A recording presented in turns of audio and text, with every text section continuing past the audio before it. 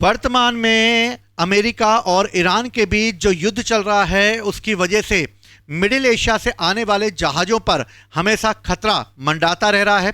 लेकिन हॉर्मुज़ जल संधि को जो भी जहाज़ पार कर रहे हैं उन्हें इस बात का विशेष ध्यान रखना पड़ रहा है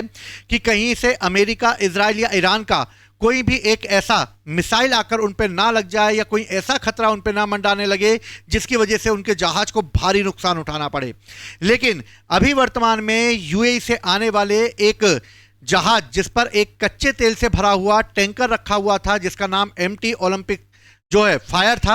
लेकिन जब ये जहाज आगे बढ़ा और हॉर्मुज़ जल संधि को इसने पार किया तभी एक मिसाइल आई और मिसाइल जो है इसके जहाज के निचले हिस्से में आकर लग गई, जिसकी वजह से उस मिसाइल से कोई विस्फोट तो नहीं हुआ लेकिन वो मिसाइल उसके अंदरूनी हिस्से में जाकर घुस गई और इस तरीके से वो बिना ब्लास्ट हुई जो है उस जहाज में एक लंबा सफर तय करते हुए आगे बढ़ गई। और जब जहाज के मेंबर लोगों को पता चला कि इसमें कोई मिसाइल टकराई है जिसकी वजह से इसमें कभी भी विस्फोट हो सकता है और इसमें जितने भी नाविक थे वो सब के सब बाहर के थे, इंडियन नाविक नहीं थे इसमें। और दूसरी तरफ यहां पर मार्शल आइलैंड का झंडा लगा हुआ था, लेकिन जब ये जहाज भारत की सीमा में इंटर हुआ तो इंडियन नेवी ने अपने साहस और दम के कारण और अपने तकनीकी की प्रयोगों के द्वारा जो है इस मिसाइल वॉरहेड को निष्क्रिय कर दिया। तो चलिए जानते हैं कि आखिर ये घटना क्या हुई और इस घटना के द्वारा जो है किस तरीके से उसे दूर किया गया। अगर देखा जाए तो मिसाइल वॉरहेड निष्क्रिय यानी कि इसका मतलब है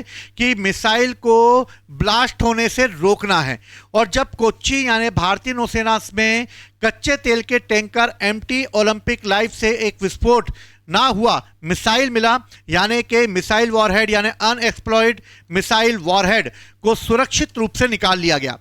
मार्शल आइलैंड के झंडे से लगा ये टैंकर में कोई भी भारतीय नागरिक सवार नहीं था, लेकिन तब भी इस जहाज को सुरक्षित भारत की सीमा पर लाया गया और जहाज फुजैरह यानी यूएई से कोच्चि की ओर जा रहा था। और इस तरह मई 2026 में ओमान के तट के पास इस जहाज के ढांचे में विस्फोट जैसी घटना की जब सूचना इन्हें मिली, क्योंकि लंबा समय हो चुका था और जहाज ने अपनी यात्रा को जारी रखा, लेकिन चालक दल ने जहाज में एक संदिग्ध विस्फोटक मजबूत वस्तु को मौजूद होने की जब जानकारी उन्हें मिली तो ये जानकारी information fusion centre Indian Ocean reason